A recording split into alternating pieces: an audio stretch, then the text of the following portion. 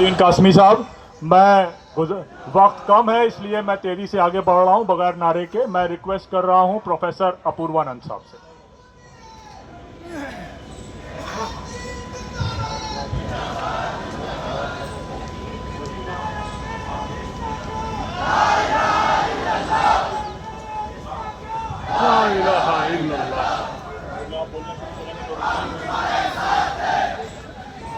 दोस्तों,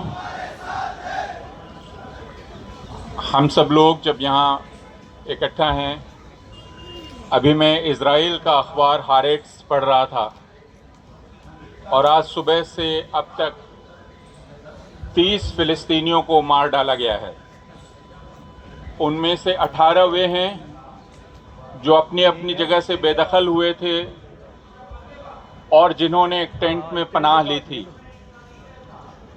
आप अगर रोज़ हारेट्स पढ़ें, अल जज़ीरा पढ़ें, दूसरे अखबारात पढ़ें, तो आपको यह मालूम होगा कि फ़िलिस्तीन, इज़राइल रोज़ाना बच्चों का कत्ल कर रहा है, उन लोगों का कत्ल कर रहा है जिन्हें पहले उसने उनके घरों से बेदखल किया, उनके घरों को नेस्तनाबूद करके, और जब वो पनाहगाह में गए तो पनाहगाहों पर बम गिराए और उन्हें मार डाला। फ़िलिस्तीन, जैसा आज यहाँ इसके पहले मेरे पहले वक्ताओं ने कहा कि फ़िलिस्तीन दरअसल इस वक्त इस पूरी दुनिया की इंसानियत का इम्तहान है। फ़िलिस्तीन का कत्लेआम हो रहा है या जेनोसाइड हो रहा है, इसलिए हम ये फ़िलिस्तीनियों से उम्मीद नहीं कर सकते कि वो अपनी जंग लड़ें। ये मुमकिन नहीं और ये कहना गलत होगा। इस वक्त फ़िलिस्तीनियों के साथ खड़ा होना पूरी दुनिया के अवाम का फ़र्ज़ है, हर एक सरकार का। और इसमें अफसोस के साथ कहना पड़ता है कि यूरोप हो या अमेरिका हो या दूसरे मुल्क हों, वहाँ की आवाम तो फ़िलिस्तीन के साथ खड़ी है। यूरोप की सड़कें, अमेरिका की सड़कें, वहाँ की यूनिवर्सिटीज़, वहाँ के छात्र, वहाँ के शिक्षक, वे तो फ़िलिस्तीन के साथ खड़े हैं, लेकिन दुनिया की सरकारें इज़राइल के साथ खड़ी हैं। और ये बहुत शर्म की बात है। हमारे लिए उससे ज़्यादा अफसोस और शर्म की बात यह है कि हिंदुस्तान, जो उन कुछ मुल्कों में था जिन्होंने सबसे पहले फ़िलिस्तीन का साथ दिया, आज हिंदुस्तान की सड़कें भी अक्सर खामोश हैं। हिंदुस्तान की यूनिवर्सिटीज़ से भी आवाज़ नहीं उठ रही और हिंदुस्तान की सरकार तो इज़राइल का साथ दे ही रही है। इस स्थिति में हम सारे लोगों का फ़र्ज़ यह है, एक तो यह कि इज़राइल यह चाहता है और अमेरिका यह चाहता है कि फ़िलिस्तीन लफ्ज़ को दुनिया की याद से मिटा दिया जाए।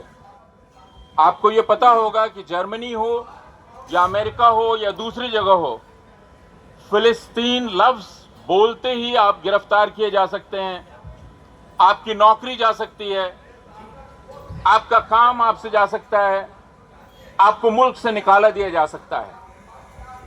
या आपको मालूम है, इसका मतलब यह कि वो फ़िलिस्तीन शब्द को ही निकाल देना चाहते हैं। ऐसी हालत में फ़र्ज़ यह है, एक तो यह कि हम फ़िलिस्तीन इस लफ्ज़ को ज़िंदा रखें, फ़िलिस्तीन इस ख्याल को ज़िंदा रखें। लेकिन फ़िलिस्तीन सिर्फ एक ख्याल नहीं है, फ़िलिस्तीन एक मुल्क है।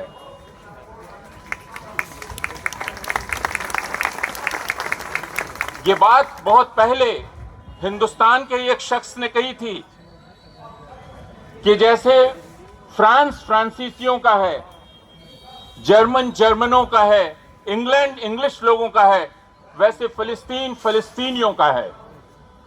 और ये ध्यान रहे कि फ़िलिस्तीनी मुसलमान भी हैं, ईसाई भी हैं और यहूदी भी हैं।